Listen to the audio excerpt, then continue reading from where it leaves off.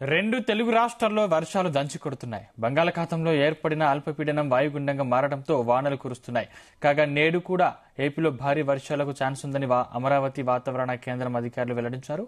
అల్పపీడనం ప్రభావంతో ఉత్తర కోస్తా జిల్లాల్లో విస్తారంగా వర్షాలు కురుస్తాయన్నారు.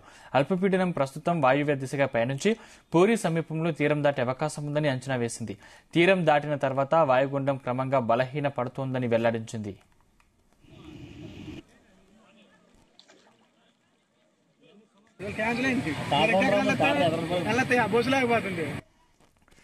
దీని ప్రభావంతో నేడు ఏలూరు, అల్లూరి సీతారామరాజు భారీ నుంచి అతి భారీ వర్షాలు కురిసే ఛాన్స్ ఉందన్నారు. ఈ మేరకు ఆయా జిల్లాలకు రెడ్ అలర్ట్ జారీ చేశారు. పార్వతీపురం, మన్యం, నంద్యాల, శ్రీకాకుళం, విజయనగరం జిల్లాల్లో అక్కడక్కడ భారీ వర్షాలకు ఛాన్స్ ఉందని వెల్లడించారు. కాకినాడ, కోనసీమ, అంబేద్కర్ జిల్లా, గోదావరి జిల్లాలు, కృష్ణా, ఎన్టీఆర్ జిల్లాల్లో అక్కడక్కడ తేలికపాటి నుంచి ఓ మోస్తరు వర్షాలు కురుస్తాయని అంచనా వేసింది. పలుచోట్ల పిడుగులు పడే అవకాశం ఉందని ప్రజలు అప్రమత్తంగా ఉండాలని అమరావతి వాతావరణ కేంద్రం అధికారులు సూచించారు. ముఖ్యంగా పొలం పనులకు వెళ్లేవారు జాగ్రత్తగా ఉండాలని సూచించారు.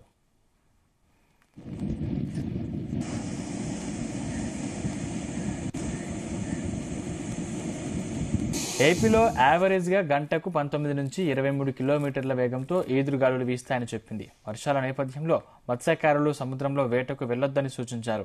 ప్రజలు కూడా జాగ్రత్తగా ఉండాలని, అవసరమైతేనే బయటకు రావాలని అధికారులు హెచ్చరించారు. ఇక గత కొన్ని రోజులుగా కురుస్తున్న గోదావరి, కృష్ణా పరివాహిక ప్రాంతాల్లో వరదలు ముంచెత్తుతున్నాయి. రోడ్లు కోతకు గురి కావడంతో పాటు రహదారులపైకి పెద్ద ఎత్తున వర్షపు నీరు చేరింది. రాష్ట్ర వ్యాప్తంగా 1,00,000 ఎకరాలకు పైగా వ్యవసాయ, ఉద్యాన పంటలు దెబ్బతిన్నాయని అధికారులు అంచనా వేస్తున్నారు. కృష్ణా నదిలో జూరాల, శ్రీశైలం ప్రాజెక్టులకు వరద ప్రవాహం విపరీతంగా పెరిగింది.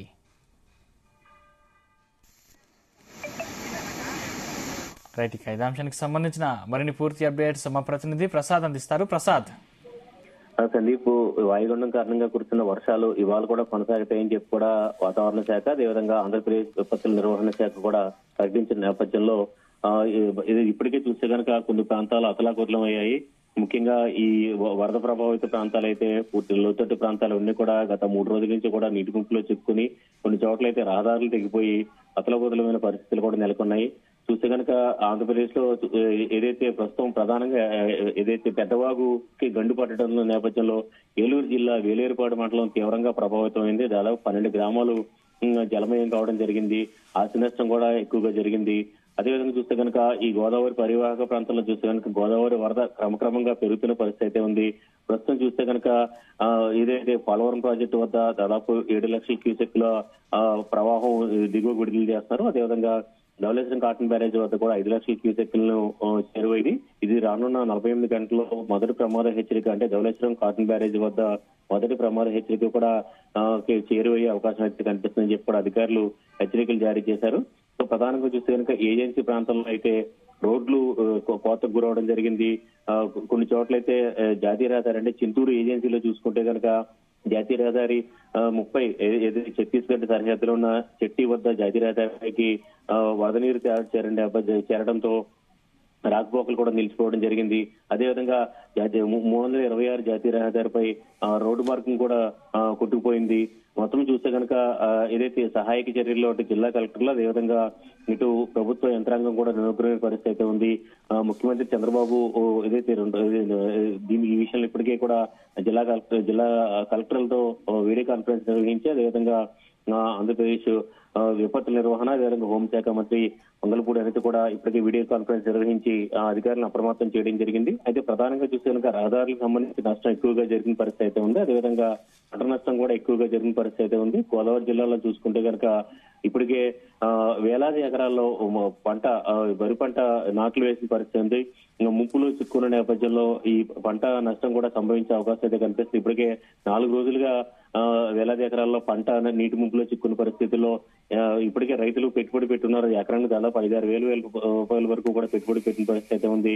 ప్రభుత్వం నుంచి ఇన్పుట్ సబ్సిడీ అందిస్తామని చెప్పి కూడా మంత్రులు, అదేవిధంగా అధికారులు కూడా హామీ ఇచ్చిన పరిస్థితి అయితే ఉంది. ఇక ప్రధానంగా చూసి కనుక ఇటు పునరావాస కేంద్రాలు కూడా ఏర్పాటు చేయడం జరిగింది. ఇక్కడ తూర్పుగోదావరి జిల్లాలో చూసి కనుక కొవ్వూరు, గోపాలపురం, నిడదవోలు ఈ 3 నియోజకవర్గాలకు సంబంధించి ఎర్రకాలువ కారణంగా ఏదైతే ఈ దాదాపు 5-6 గ్రామాలు పూర్తిగా జలదిగ్బంధంలో చిక్కున్న పరిస్థితి అయితే ఉంది. అక్కడ వారిని పునరావాస కేంద్రాలకు తరలించేందుకు ముందస్తుగానే కేంద్రాలు కూడా ఏర్పాటు చేయడం జరిగింది. అయితే ఇప్పటి వరకు చూసి కనుక ఇవాళ కొంత వర్ష ప్రభావం తగ్గిన నేపథ్యంలో ఊపిరి పీల్చుకున్నారు. అయితే ఈ వాతావరణ శాఖ హెచ్చరికల ప్రకారం చూస్తే కనుక ఇవాళ కూడా కొనసాగే అవకాశం ఉన్న నేపథ్యంలో ఈ ఇబ్బందులు మరింత పెరిగే అవకాశం అయితే కనిపిస్తుంది. మరోవైపు చూస్తే కనుక పారిశుద్ధ్యం అయితే దాదాపు తీవ్రంగా దుర్భరంగా మారిందని చెప్పొచ్చు. కొన్ని చోట్ల అయితే ఈ డంపింగ్ యార్డ్ల నుంచి కూడా మురుగులు, డ్రైనేజీలు కూడా పొంగిపోయిన నేపథ్యంలో కొన్ని చోట్ల ఇప్పటికే వ్యాధులు పొంగి ఏదైతే ప్రబలుతున్న నేపథ్యంలో ఇవి మరింత తీవ్రమయ్యే అవకాశం అయితే ఉంది. ఈ నేపథ్యంలో వైద్య ఆరోగ్య శాఖ కూడా అప్రమత్తమై ఇప్పుడు సీజనల్ వ్యాధులు చూస్తే కనుక ఇప్పటికే వైరల్ ఫీవర్లు, అదేవిధంగా డెంగ్యూ ఫీవర్లు, డయేరియా వంటి కేసులు కూడా గత నెల రోజుల నుంచి కూడా ఎక్కువగా నమోదవుతున్న పరిస్థితుల్లో నేపథ్యంలో ప్రస్తుతం గత 4 రోజుల నుంచి కూడా ఇక్కడ పూర్తిగా ముసురు వాతావరణం నేపథ్యంలో ఈ వైద్య ఆరోగ్య శాఖ కూడా అప్రమత్తమై ఈ సహాయక చర్యలు కూడా చేపడుతున్న పరిస్థితి అయితే ఉంది. మొత్తం మీద ప్రజలు మరొక 24 గంటల పాటు అప్రమత్తంగా ఉండాలని చెప్పి కూడా వాతావరణ శాఖ, అదేవిధంగా ఇటు విపత్తు నిర్వహణ శాఖ చెప్తున్న పరిస్థితి ఉంది. ప్రసాద్, అంటే చాలా గ్రామాలు ముంపునకు గురైనట్టు తెలుస్తుంది. అంటే జిల్లాల వ్యాప్తంగా ఏమైనా హెల్ప్ లైన్ నంబర్స్ ఏర్పాటు చేశారా? ఇప్పటికే చూసుకుని కదా, ఇది ఈ వాయుగుండం అల్పపీడన ప్రభావం ప్రారంభమైన వెంటనే మండల కేంద్రాల వరకు కూడా కంట్రోల్ రూమ్లు కూడా ఏర్పాటు చేసి ఎప్పటికప్పుడు సహాయక చర్యలు చేపట్టేందుకు కూడా రూట్ మ్యాప్లు కూడా సిద్ధం చేసుకున్నారు. అదే దానికి తగ్గట్టుగానే ఎవరైనా వరదల్లో గానీ లేకపోతే ఈ వాగు ప్రవాహాల్లో చిక్కుపోయిన పరిస్థితుల్లో వారిని రక్షించేందుకు ఎన్డీఆర్ఎఫ్, అదేవిధంగా ఎస్డీఆర్ఎఫ్ బృందాలు కూడా మోహరించి ఉన్నారు.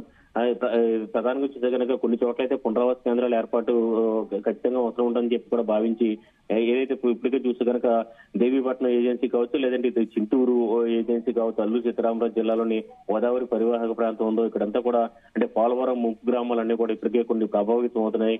కొన్ని చోట్ల అయితే ఇప్పటికే కొంతమంది ప్రజలు, అక్కడ స్థానిక ప్రజలు ఏదైతే ఇంకా ప్రభుత్వం నుంచి పరిహారం అందకుండా అక్కడే ఉండిపోయిన పరిహారం కోసం ఎదురు చూస్తూ అక్కడే ఉండిపోయిన కొన్ని గ్రామాల ప్రజలైతే కొండల ప్రాంతాలకు చేరుకుని అక్కడ తలదాచుకుంటున్న పరిస్థితి అయితే ఉంది.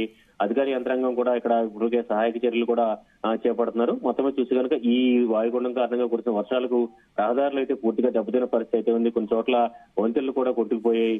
కాబట్టి ఈ రాకపోకలు, సాధారణ రాకపోకలు సాగించేందుకు కూడా కొన్ని రోజులు సమయం పట్టే అవకాశం అయితే కనిపిస్తుంది.